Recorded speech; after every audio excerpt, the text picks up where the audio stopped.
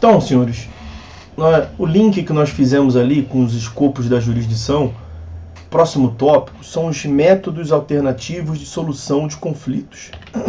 Métodos alternativos de solução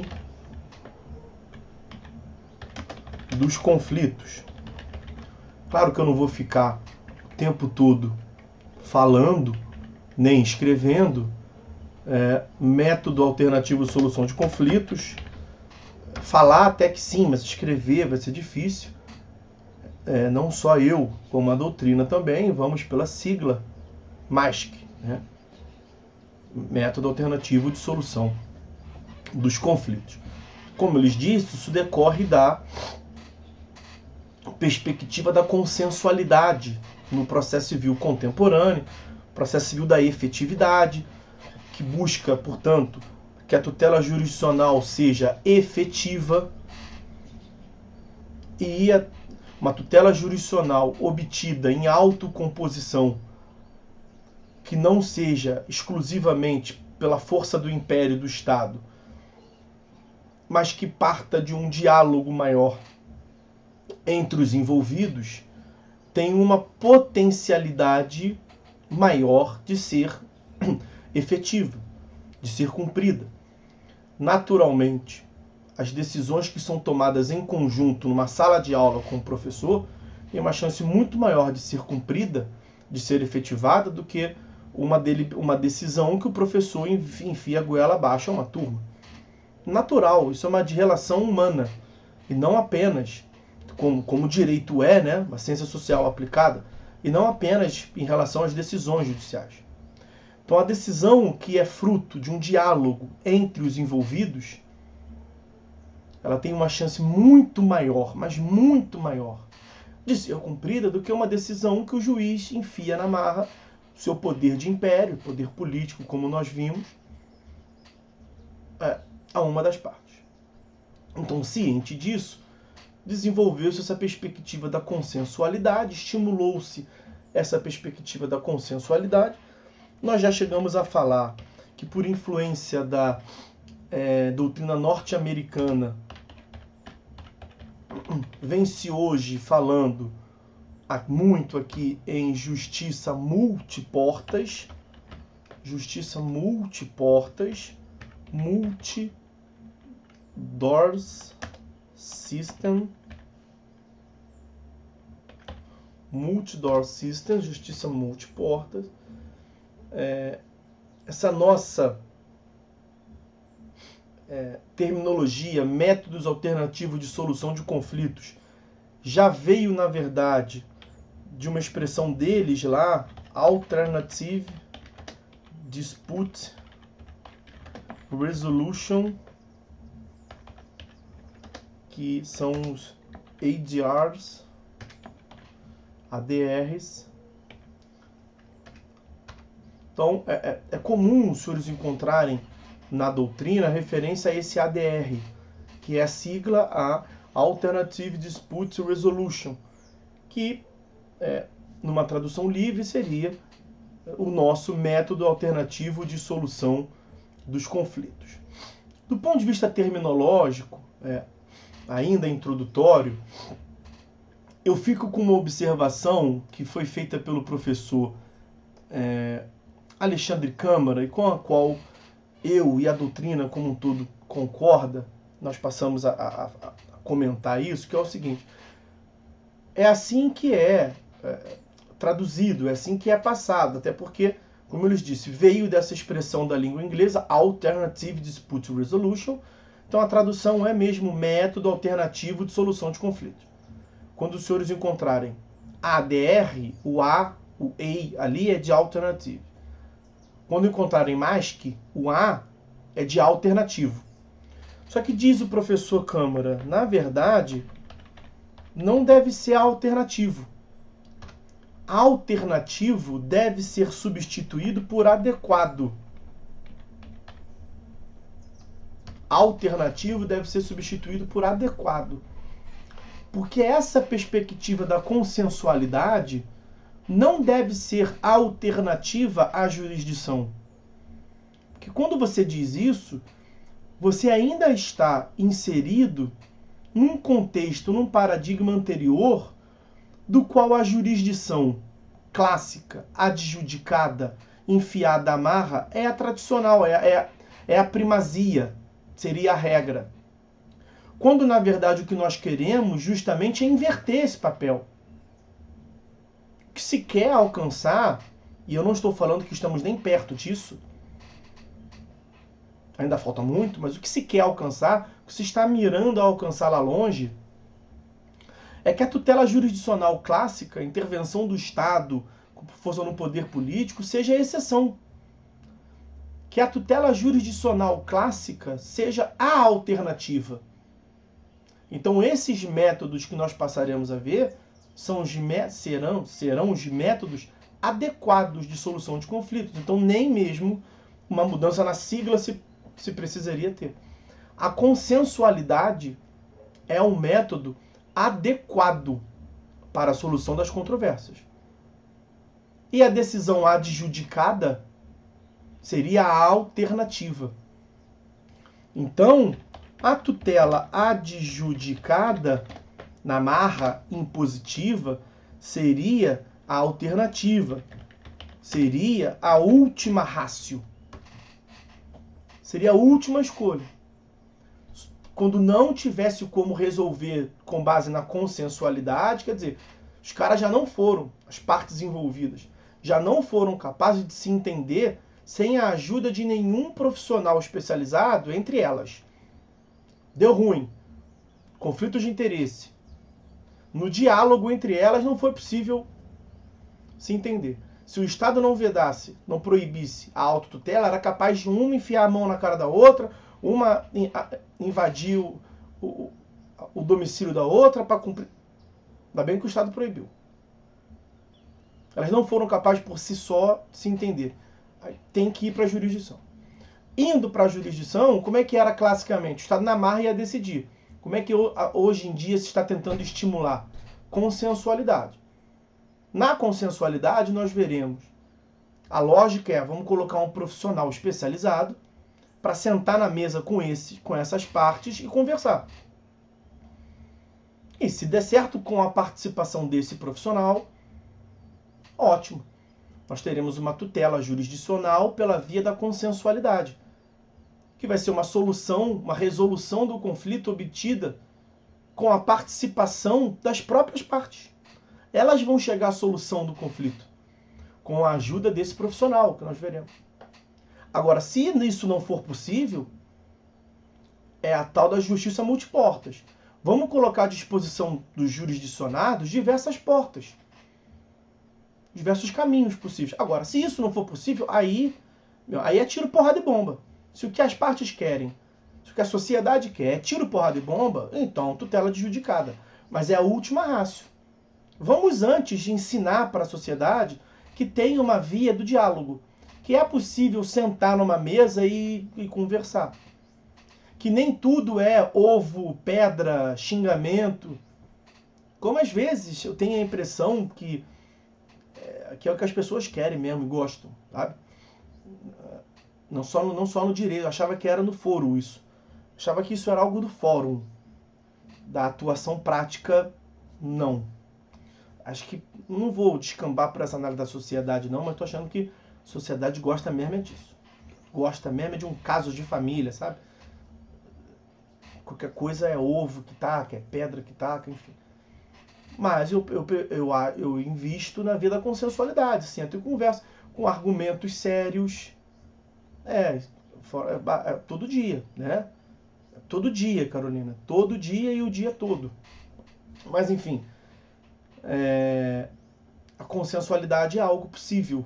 E quanto mais evoluída e avançada, num bom sentido, for a sociedade, não estou falando que em sentido econômico, nada disso. Quanto mais avançada for a sociedade, num nível até cultural, de diálogo, a consensualidade ela tem uma possibilidade maior de se implementar. Então, um caráter introdutório, ainda na terminologia, métodos alternativos, métodos adequados de solução de conflitos, tem essa lógica de consensualidade, de acesso à justiça substancial, justiça multiportas, como estamos falando aqui nesses últimos minutos. Vou apresentar para os senhores um brevíssimo histórico, até porque ele é literalmente breve mesmo, a respeito da consensualidade aqui entre nós. Em um primeiro momento, e esse primeiro momento vai até 2010, vejam como é que realmente vai ser breve, porque nós vamos partir de 2010 para frente, né? Então, até 2010, no direito brasileiro, não havia previsão normativa que estimulasse a consensualidade. No Código de 73, lembre-se que o Código atual ele é de 2015 e começou a produzir efeitos em 2016. Então eu estou falando em 2010 com o Código anterior. Até 2010 não tinha nada que estimulasse a consensualidade. Só tinha a previsão no Código de 73, como eu dizia, o Código anterior, que era a homologação de acordo pelo juiz. Como tem atualmente lá no artigo 487, inciso 3º, do CPC atual, que era o 269, inciso 3º, do CPC de 73. Mas não era um estímulo na obtenção do acordo. Só dizia que se tivesse acordo, o juiz homologava. Nós estamos aqui tratando de um estímulo, do modo como se obtém um acordo. Isso não tinha até 2010. Em um segundo momento, que é justamente 2010, surge um embrião, né, um centelho, né, uma fagulha de discussão a respeito desse assunto, com maior ênfase, que é a Resolução 125 de 2010 do CNJ. Resolução CNJ 125 de 2010. Essa resolução, ela fixou a política judiciária nacional de tratamento adequado dos conflitos de interesses no âmbito do Poder Judiciário. Política Judiciária Nacional.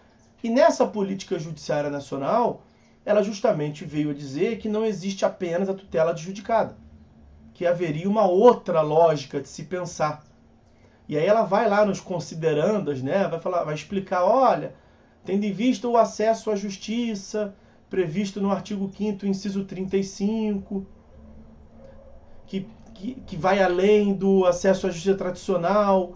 Além do acesso, ele trata também do acesso à ordem jurídica justa, a ideia de efetividade, tendo em vista que cabe ao Poder Judiciário a estipulação da política pública para o adequado tratamento dos conflitos de interesse, dos problemas jurídicos que assolam a sociedade, tendo em vista que os problemas, que os conflitos de interesse na sociedade são crescentes e que o Judiciário não dá conta da resolução por meio da tutela adjudicada de todos eles. Então ele vai explicando por que ao final vai tratar da consensualidade.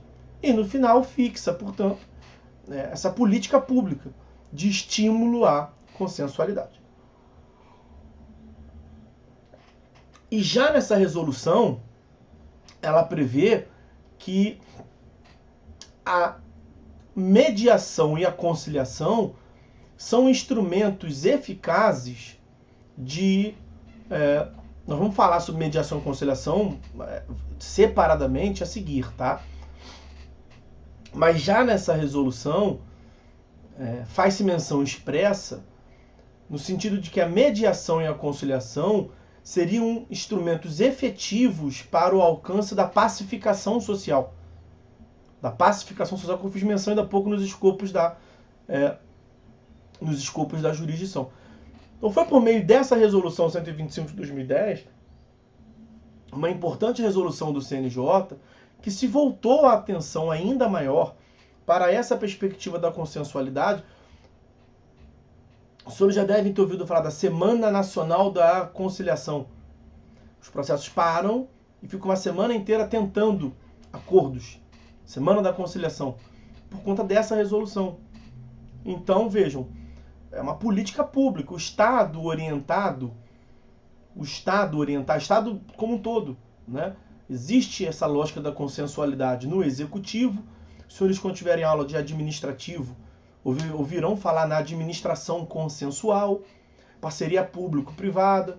Nem sempre dá certo, mas aí é um problema da evolução da sociedade, o modo de se dar. Corrupção vai estragar tudo, né? Se tiver corrupção, vai estragar qualquer tipo de instituto, instrumento jurídico.